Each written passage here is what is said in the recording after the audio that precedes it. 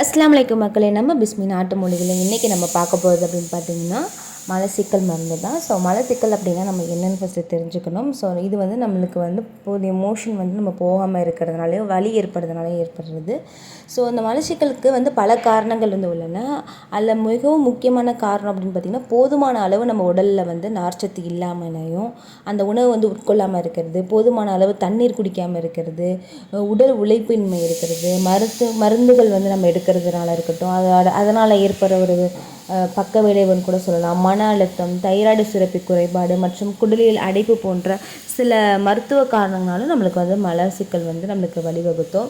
So இந்த மாதிரி பிரச்சனைகளால் நீங்கள் வந்து அவதிப்படுறீங்க, இல்லை உங்களுக்கு தெரிஞ்சவங்க யாராவது அவதிப்படுறாங்க அப்படின்னா அவங்களுக்கு இந்த வீடியோவை மறக்காமல் ஷேர் பண்ணுங்கள். நம்ம பிஸ்மி நாட்டு மூலிகையோட மலச்சிக்கல் மருந்து வந்து இப்போ இருக்குது.